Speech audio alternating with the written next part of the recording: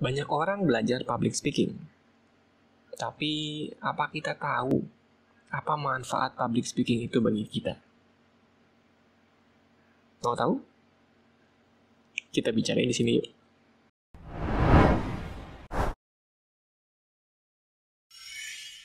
Assalamualaikum warahmatullahi wabarakatuh. Bertemu lagi teman-teman di channel Mr. Andi. Apa kabar teman-teman semua? Saya harap teman-teman dalam keadaan sehat dan selalu menjaga protokol kesehatan. Semoga kita bisa segera mengatasi pandemi ini dengan bersama-sama. Baik teman-teman semua, kita isi lagi waktu kita di kala pandemi ini, di kala PPKM ini dengan sesuatu yang bermanfaat, ya. Oke, kali ini saya ingin sharing lagi mengenai public speaking.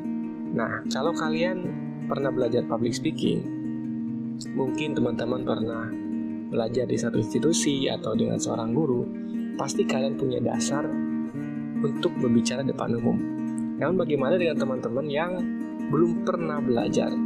Nah, ini yang coba kita bantu melalui video-video online yang saya coba share di sosial media, terutama di YouTube ya. Nah, bagi teman-teman yang belum subscribe atau belum like, belum komen, silahkan di subscribe sehingga teman-teman bisa belajar secara online dengan gratis dengan apa yang saya sharing di channel YouTube ini. Baik. Nah, karena kita ngomongin tentang public speaking ya teman-teman, sebetulnya kita harus tahu dulu nih manfaat dari apa yang kita pelajari. Biasanya kalau orang melakukan sesuatu tanpa tahu manfaatnya, dia akan menyerah di tengah jalan. Kenapa? Karena tidak ada motivasi ya, tidak ada kekuatan yang membuat dia terus berjalan. Dan biasanya yang membuat orang terus berjalan mencapai tujuan itu adalah dengan adanya manfaat. Oke, sebetulnya banyak sekali manfaatnya, namun setidaknya di kesempatan ini saya akan menjelaskan 4 manfaat dari belajar public speaking untuk kalian. Yang pertama adalah time efficiency, atau dalam bahasa Indonesianya efisiensi waktu.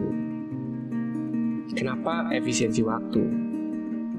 Coba teman-teman bayangkan, jika teman-teman punya satu ide, dan satu ide itu teman-teman menjelaskan selama paling nggak 30 menit lah ya.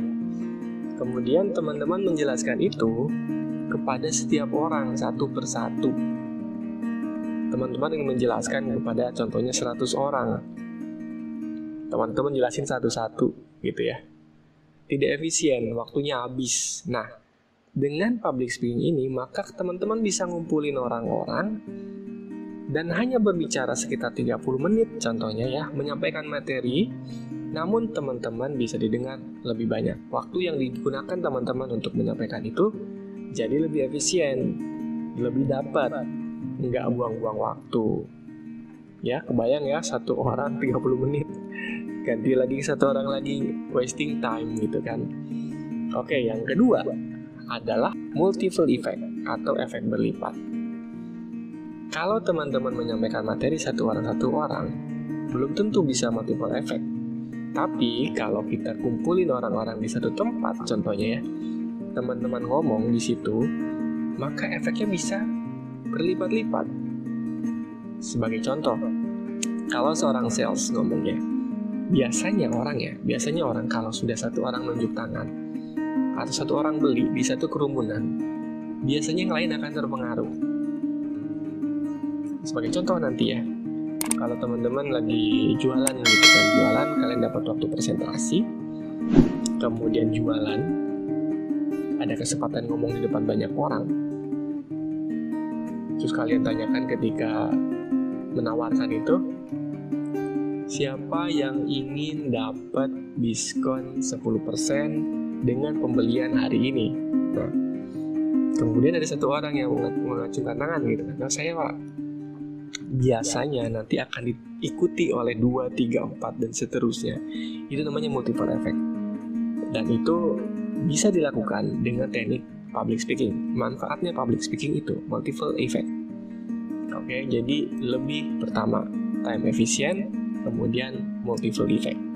Yang ketiga adalah creative thinking Nah, creative thinking ini penting sekali. Kenapa? Karena dengan kita berpikir kreatif, maka kita bisa memberikan materi dengan lebih baik lagi.